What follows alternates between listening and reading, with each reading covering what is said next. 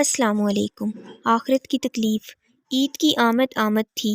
دونوں صاحبزادیاں اپنے شفیق باپ کے پاس آئی اور بولی، ابا حضور، عید کا دن قریب آ رہا ہے، ہمارے پاس پہننے کے لیے کوئی نیا جوڑا نہیں ہے، ہمارے پاس جتنے کپڑے ہیں وہ سب خراب اور پیمند زدہ ہیں، اس عید پر ہمیں بھی نئے کپڑے بنوا دیں تاکہ ہم بھی اپنی سہیلیوں کے ساتھ عید خوشی سے منا سکیں۔ باپ نے بیٹیوں کی بات سنی اور ایک لمحے کے لیے سر جھکا لیا۔ چاروں طرف خاموشی پھیل گئی تھی۔ مہربان باپ دیر تک سر جھکائے کچھ سوچتا رہا، پھر اپنی بچیوں سے مخاطب ہوا، میری بچیوں، جو کپڑے تم نے پہن رکھے ہیں انہیں دھو لو اور عید کے روز یہی کپڑے پہن لینا۔ نہیں بابا جان، ہمیں نئے کپڑے بنوا کر دیں۔ عید پر سب نئے کپڑے پہنتے ہیں۔ دونوں صاحبزادیوں کا اصرار بڑھ گیا تھا۔ وہ باپ جس نے کبھی اپنی پیاری اولاد کی کوئی بات نہ رد کی تھی، شفقت بھرے لہجے میں بولا، میری شہزادیوں، عید کا دن اللہ کی عبادت کرنے اور اس کی دی گئی نعمتوں کا شکر بجا لانے کا دن ہے۔ اس دن نئے کپڑے پہننا فرض تو نہیں، لیکن صاحبزادیاں تھیں کہ ضد کیے جا رہی تھی۔ جب دونوں کی ضد اور اصرار حد سے بڑھ گیا اور باپ نے کوئی جواب نہ دیا تو صاحبزادیوں کی آنکھوں میں آنسو آ گئے۔ صاحبزادیاں روتے ہوئے باپ سے لپٹ گئی۔ باپ تو پھر باپ تھا، آخر کہاں تک برداشت کرتا؟ باپ بھی کون؟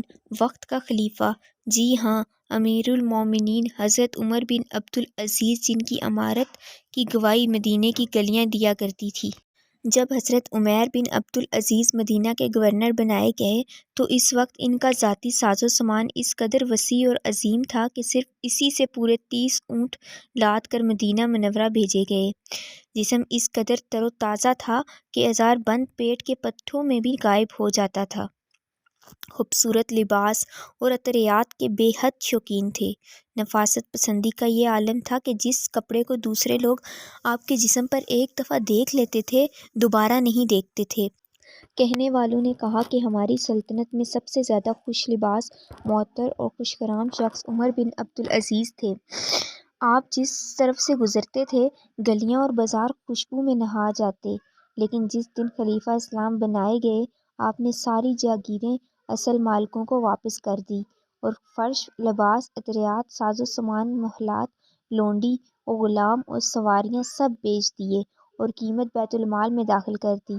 آپ کے پاس صرف ایک جوڑا رہتا تھا، جب وہ میلا ہوتا اسی کو دھو کر پہن لیتے تھے۔ خلیفہ وقت میں اپنی صاحبزادیوں کے آنسو برداشت نہ کر پائے، دل بھر آیا۔ بیت المال کے نگران کو بلاوا بھیجا گیا۔ خلیفہ کہنے لگے، مجھے 1 ماہ کی پیشگی تنخواہ چاہیے۔ نگران نے عرض کیا، کیا آپ کو یقین ہے کہ آپ پیشگی تنخواہ وصول کر لینے کے بعد 1 ماہ تک زندہ رہیں گے؟ نگران کی بات سن کر خاموش ہو گئے اور پھر اپنی پیاری بیٹیوں سے مخاطب ہوئے، اللہ اور اس کے رسول کی خاطر اپنی خواہشات کو قربان کر دو، کیونکہ ایسے لوگوں سے ہی اللہ راضی ہوتا ہے، بے شک ایسے لوگ ہی جنت کے مستحق ہیں۔ اس طرح یہ بات ختم ہو گئی اور آپ ریاست کے امور دیکھنے چلے گئے۔ حکومتی معاملات سے فارغ ہو کر واپس تشریف لائے تو دیکھا کہ آپ کی دونوں شہزادیوں نے منہ پر سختی سے ہاتھ جما رکھے ہیں۔ آپ کے پوچھنے پر معلوم ہوا کہ آج گھر میں کھانے کے لیے کچھ نہ تھا، اس لیے دونوں نے کچے پیاز کھا کر اپنی بھوک پیاس میں مٹائی ہے۔ پیاز کی بو چھپانے کے لیے ہاتھ منہ پر رکھے ہوئے ہیں۔ شفیق باپ کو بچیوں کا ایثار تڑپائے بغیر نہ رہ سکا۔ آنکھیں نم آلودہ ہو گئی۔ فرمایا، میں خلیفہ ہوں، میرے لیے یہ کام مشکل نہیں کہ تمہارا دسترخوان لذیذ کھانوں سے بھر دوں، مگر کیا تم پسند کرو گی کہ ان دنیاوی نعمتوں کے بدلے میں تمہارا باپ دوزخ میں ڈال دیا جائے؟